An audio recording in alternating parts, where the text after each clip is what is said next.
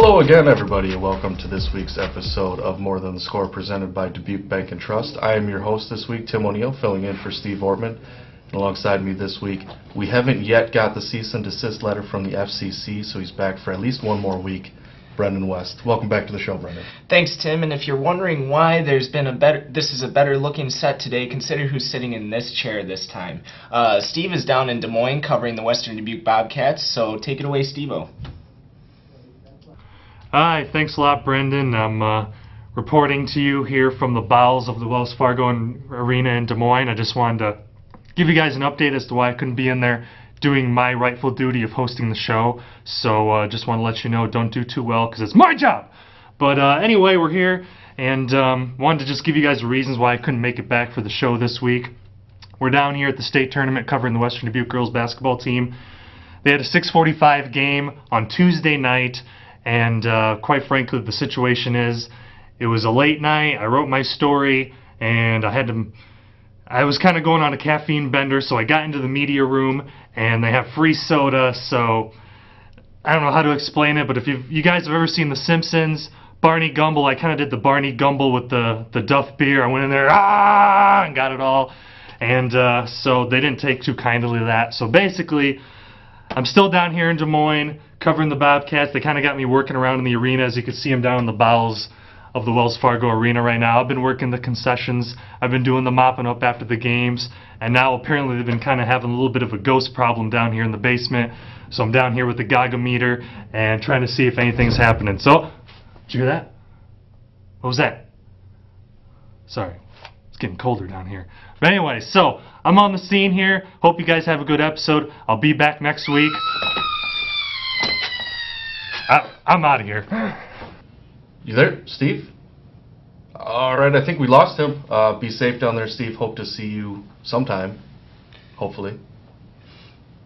We'll change subjects then, get on to boys basketball. The state tournament is getting ready to get into full swing next week, and it had some exciting games leading into it this week. Let's start with the biggest game in Dubuque basketball sub-state tournament history. Hempstead and Senior played each other on Tuesday night. Brenden, you were there. Tell us a little bit about that one. Well, let me just start by saying it was quite possibly one of the best games I've covered all season long. Hempstead was trailing by 10 points entering the fourth quarter. They put up 30 points, more than any quarter that they've scored all season long. They just couldn't quite overcome Dubuque Senior and everything. They fell 66-63. It's the young Dubuque Senior Rams who are going to state this year, a team that nobody actually thought would actually get this far. They're kind of surprising some people. Matt Hendricks had 18 points, easily his best game of the season, so the Rams are definitely clicking at the right time. They play number 1 seed Pleasant Valley here on Wednesday for a chance to advance, but regardless of what either of these teams have, where it ends for Dubuque Senior, both teams, Hempstead and Dubuque Senior, have just had fantastic seasons. They have a lot to build on, and they're both really young, so they're going to be around for quite some time. Congratulations to both teams. And I know for Hempstead it was tough to finish just a step short of state tournament. The Mustangs have never been there before. On the other end of that, we got Dubuque Waller in Class 3A, which has been to state a number of times, the two-time defending state champions. They booked a trip back this week. Tell us a little bit about that one. Well, Waller actually faced some adversity, something they've rarely done this season. They were actually trailing Waverly Shell Rock late in the game. They wind up pulling it off. They come up with their typical suffocating defense, go on an 11-1 run to close out the game. They beat Waverly Shell Rock 50-45, ending the Go Hawks 5 straight state tournament appearances and everything. Tom English, he's no stranger to the state tournament. He had a little bit of reflection on what the Golden Eagles have to do moving forward if they want to get the three-peat, which hasn't happened since the 1980s.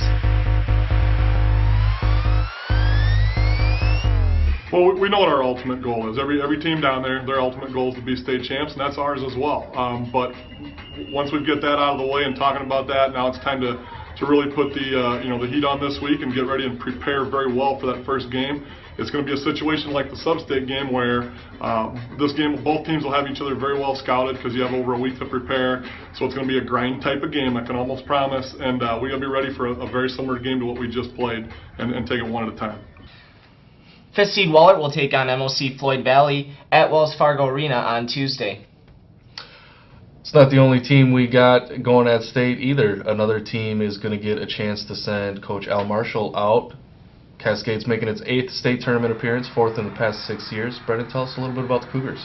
Well, another fantastic game on Saturday. The Cougars took on Dyersville Beckman. They trailed for most of the game, but Gannon O'Brien, a guy we've rarely seen, comes off the bench, delivers the go-ahead 3 in the 4th quarter. They never trailed again. Cascade beats Beckman 54-47. They're going back to state after going last year. Al Marshall's never won that title, like you said. All season long it's been win one for Al. So we'll see if Cascade can do it this time around. All right, plenty of basketball action coming up next week from Wells Fargo Arena. We'll have the coverage at thonline.com and in the print edition. So make sure to tune in. Follow us on Twitter. We'll get you all that action up to date. Thanks for joining us. He's Brenden West. I'm Tim O'Neill. We'll see you next week.